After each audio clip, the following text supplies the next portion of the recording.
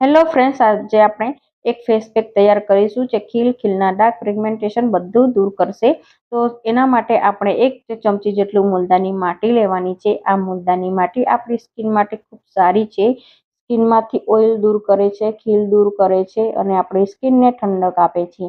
સાથે જ 1 ચમચી જેટલું આપણે લીમડાનો પાવડર લઈશું. આ લીમડાનો પાવડર આપણે ઘરે બનાવીને પણ ઉપયોગી લઈ શકીએ છીએ, અથવા તો તમે એનું પાણી એટલે કે રસ પણ ઉપયોગમાં લઈ શકો છો. તો લીમડાનો પાવડર લીધો છે. લીમડાનો પાવડર આપણી સ્કિનમાંથી બેક્ટેરિયા દૂર કરે છે. હવે આપણે લઈશું એલોવેરા જેલ. એલોવેરા જેલ આપણી સ્કિનને મોઇશ્ચર વધારવા માટે ઉપયોગી છે. આપણી સ્કિનમાં મોઇશ્ચર જતું રહ્યું હોય તો મોઇશ્ચર લાવી શકે છે આ એલોવેરા જેલ. હવે આપણે લઈશું ગુલાબજળ. ગુલાબજળને આપણે ટોનર તરીકે પણ ઉપયોગી કરી શકીએ છીએ અને સ્કિનને પેક બનાવવા માટે પણ ઉપયોગમાં લઈ શકાય છે. જ્યાં સુધી આ પેક તૈયાર થાય એટલે કે પલ્લીને પેક તૈયાર ના થાય ત્યાં સુધી થોડું આ ગુલાબજળ લેવાનું છે. થોડી થોડી માત્રામાં લઈને પછી આ પેક તૈયાર કરવાનો છે, હલાવીને એટલે કે મિક્સ કરીને, અને પછી આ પેકને લગાવવાનો છે. આ પેક તૈયાર કરો ત્યારે બહુ પતલો પણ નહીં અને બહુ ઘાટો પણ નહીં, એવી રીતે તૈયાર કરવાનો છે. આ બધું નાખ્યા બાદ સરસ મજાની સ્મેલ આવે છે. હવે ચહેરો ખૂબ સારી રીતે ફેસ વોશથી અથવા તો સાબુથી ધોઈ અને આ પેક ફેસ પર લગાવવાનું છે.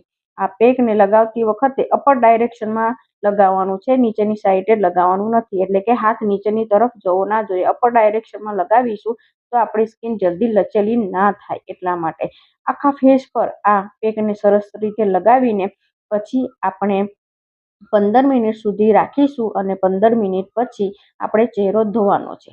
તો અહીંયા તમે જોઈ શકો છો ફ્રેન્ડ્સ કે 15 મિનિટ પછી તમે આ પેક કેવું દેખાય છે એ તમે જોઈ શકો છો. તો અહીંયા 15 મિનિટ થઈ ગઈ છે અને આ પેક થોડું સુકાઈ જેવું ગયું છે. હવે હું ચહેરો ધોઈને તમને બતાવીશ. તો ચહેરો ધોયા બાદ તમે જોઈ શકો છો કે કેટલો સરસ ગ્લો આવ્યો છે ફેસ પર. તો આ પેક ઘરે જરૂરથી બનાવજો અને તમને વિડીયો ગમ્યો હોય તો વિડીયોને લાઇક કરજો અને વિડીયોને શેર કરજો ફ્રેન્ડ ફેમિલી સાથે. જ આવા જ નવા વિડીયો જોવા માટે મારી યુટ્યુબ ચેનલને સબસ્ક્રાઈબ કરજો. તો દોસ્તો, thank you for watching my video.